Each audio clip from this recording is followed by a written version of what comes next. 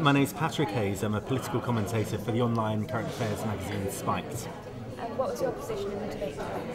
I was arguing that we shouldn't be concerned about overpopulation, that a lot of what I would call population scaremongers cast what are actually social problems as the natural way of things, and that actually more people is something to be celebrated. There are more problem solvers, and really what a lot of population scaremongers, Malthusians, we always call them, do is effectively play down human ingenuity. They say there are limited resources, but ultimately nothing is actually a resource until humankind creates them as resources. So, for example, in Roman times, the only use people had for coal was to wear it as jewellery. The only use people had up until about 100 years ago for uranium was to basically stain glass. Now they've found ways of unlocking the potential in those what would have otherwise just been quite useless bits of rock to really unlock resources that can fuel and power massive cities. So I think they continually underestimate our ability to be able to transform the planet, to be able to accommodate more and more people. Do you not think that this debate topic is a very political one, in that even if, as you say, we do have the resources on the planet to sustain that number of people, we simply don't get those number of people because of the inequalities in where people are in the world? Like, for example, it may benefit the West but not the developing countries. Yeah, I think that is a problem. I think what you actually see in the West is when you actually do have developed countries, people choose to have fewer kids. So actually, in Western Europe, for example, the population is actually on the gradual decline, the local population. The problem that a lot of the Malthusian scaremongers tend to talk about is actually the problem of them over there, you know, the kind of black people in Africa or Asians basically breeding too much. So it's actually, in some ways, it can be often borderline racist, really. It's saying these people over there are breeding too much and they're going to cause us problems. And really what I would argue is what we need is basically development over there, which prevents them from wanting to have quite as many kids, because a lot of the time it's not through choice, it's through necessity, because quite a few people die in Africa, so you have more kids just so a few will survive.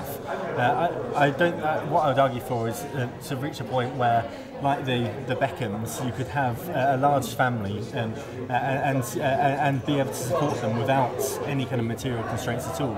And we need to produce more to do that. We need to find new ways of producing new resources rather than actually just reining in our consumption and suggesting that we've reached this kind of limit that we can no longer go beyond. And do you think finding these new ways, is that a realistic goal for? I think. No, so if you look at human history, from kind of 200 AD onwards, people have been worried about population growth. So you had a famous Christian philosopher in 200 AD talking about the fact that there are 180 million people on the world, and we couldn't possibly sustain that. That was obviously proven massively wrong. There weren't the mass starvations that were predicted. And time again, you have people saying there aren't enough resources, we're not going to be able to deal with it. Thomas Malthus was the classic example of this. Writing in 1798, he said there are 980 million people on the planet, we can't possibly support any more.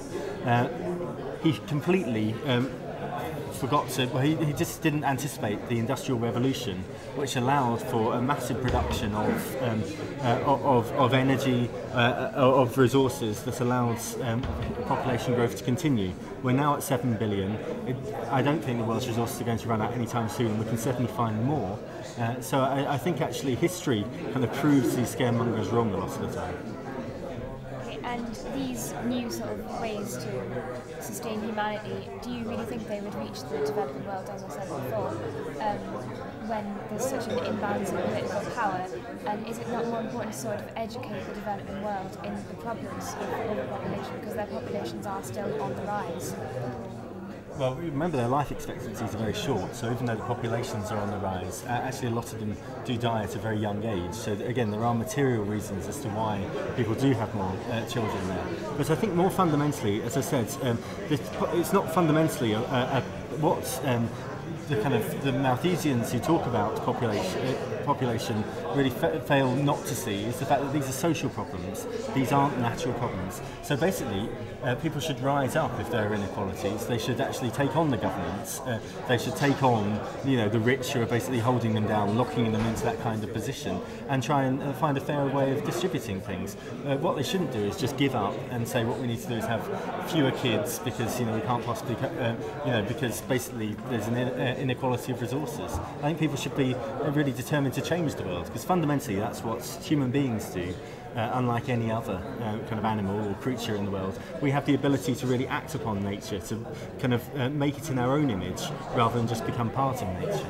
Yeah, but the fact is, this political inequality does exist, and it's not going to go anytime soon. It's not going to be easy to sort of even out again. So is it morally right that these children are being born in African countries, which, as you said, do have a lower life expectancy, so children are just being born as well, who decides whether it's morally right? Do these kind of crusty old middle-class men living in Surrey decide whether or not African villagers can have more kids? I mean that really does worry me when they basically start saying, well, you can offset the fact that you've reproduced by basically paying for contraception for these people.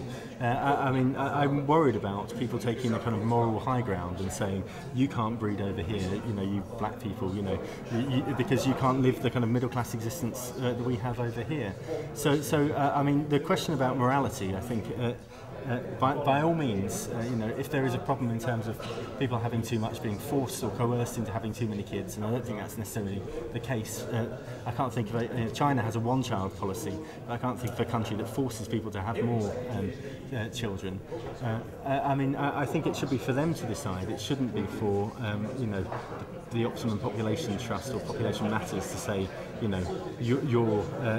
what you're doing is destroying the planet and you're going to make our comfortable lives slightly more uncomfortable. In many countries, it's not really down to the women to decide. They're almost forced into having these children. That does happen.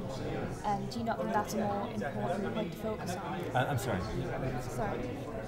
In many countries, women are forced into having more children, forced marriages, and they can't say no to it. It's what their duty is. Again, these are social problems which need to be dealt with. What they can't be dealt with is just by saying, well, if you have fewer people, there'll be less of a problem.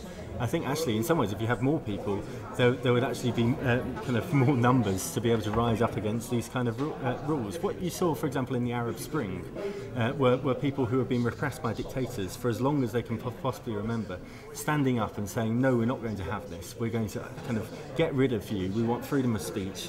We want fairer distribution of goods. And they basically achieved what was previously seen, even a couple of months beforehand, as being something that's completely impossible, which is the overthrowing of tyrants that seem like they will be there forever. I have a lot of faith in that rather than, the idea that basically we need fewer of them because they're the problem. There's always been this kind of class issue which comes into this debate, where you have these kind of rich, very comfortable, well-off middle class or upper class people saying the problem is that the lower orders are breeding too much. And I think that fundamentally says a lot about them and not a lot about the status, the lower orders or normal people, as I would call them, at all.